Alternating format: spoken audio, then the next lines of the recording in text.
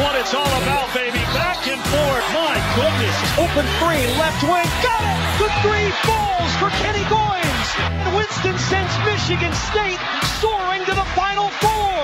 The Spartans have done it. They knock off the #1 seed Duke. We are back on Get Up, and that means time for sneaky himbo time. Tom Izzo, the third coach to reach the Final Four 5 times as a non-#1 seed. Who were the other two, boys? You got any guesses? Coach K, Roy Williams.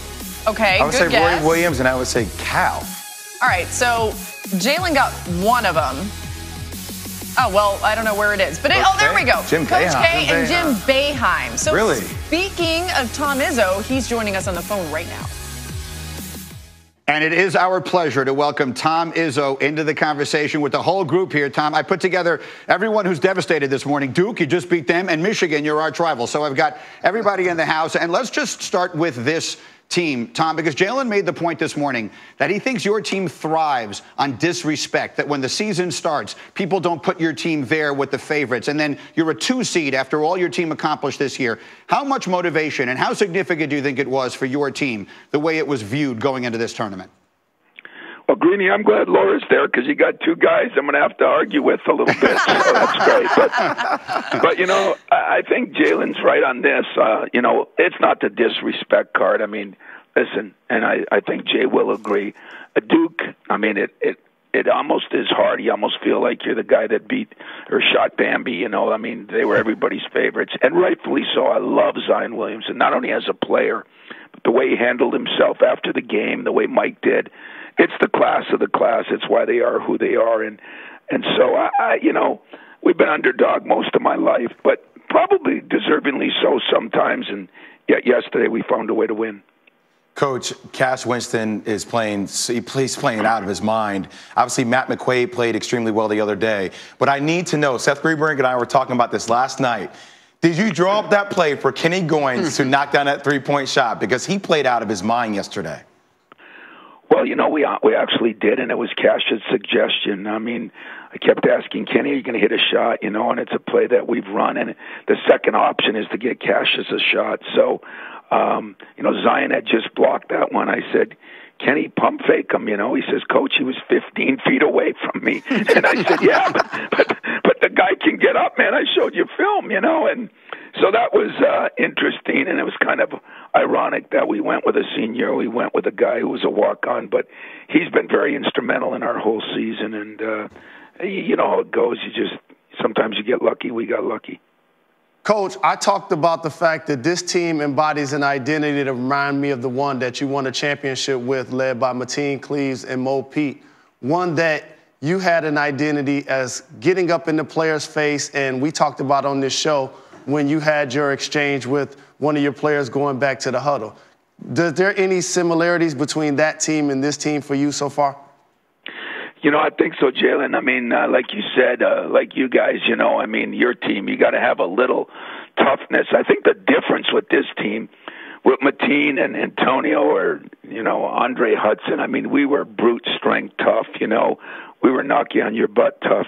With this team, we're not as physically imposing, but I think the mental toughness of all the things these guys have gone through with the injuries and then just finding ways to win.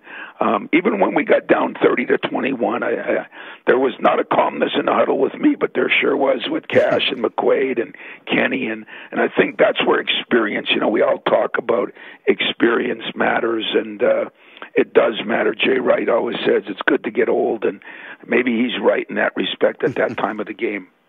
Coach, you mentioned Cassius Winston being calm in the huddle, almost giving suggestions for plays. Those are things that he's done regularly. But you've also said before, it doesn't always look pretty with him. What can you say about the way that he's played, stepping up big time on the biggest stages for you consistently? Well, you know, even with your crew there, you line up Jalen 6'7", and, you know, can play the point. And Jay Will is, you know, a little physically stronger, even though he's not a lot bigger, but he's just physically stronger. You line Cassius up, and, you know, you say, well, he'd be good in the choir, you know. he just doesn't look as imposing, but his basketball IQ and his ability to make others around him better is really special, and I'm just lucky to have him. Coach, you mentioned at the beginning that this season for so many people was about Duke, and I heard you say over the weekend when you were looking for someone to guard Zion, you thought maybe Khalil Mack would be a good option. Now that his season's over, you go on, but his collegiate career is over. How would you describe what he was as a player this year and what you see him doing as he goes forward? Well, what I really appreciated is, watching him with his teammates during the year. I mean, he seemed like a superstar. I felt like I was blessed with Miles Bridges, a star player, not to that level, but a star player who had no ego. As I watched him, Zion, and then after the game, how humble he was coming through the line and just watching his passion and his desire. I think he was great for college basketball. I think a superstar like we haven't seen before, with a humility that you'd expect out of a Mike Krzyzewski team, but let's face it, every kid's different. I just think he has it, and I could have pulled for him if we lost. I promise you that. Coach, listen, congratulations from all of us here. Good luck this weekend. Back to Minneapolis for another Final Four and a shot at another national championship. Thank you for doing this, and good luck this week. Good luck, Tom. Hey, thanks, guys. I appreciate all of you. Thank you. Okay, how about this? Meanwhile, on planet Earth, Michigan State alum Draymond Green chasing down teammate and Duke alum Quinn Cook in the locker room after the Spartans' big win. Post-game, the two continued their friendly banter. You try to get rest where you can. Obviously, during this time of year, if you can take a few games off, you can. Go Duke. You shouldn't do that. That's just a bad idea. Did you see those Spartans today? This man right here is sick. He went Instagram live. That was crazy. He cashed out me my memo. That's a good brother right there. Proud of my young fellas, man. They did it. I'm trying to get to Minnesota.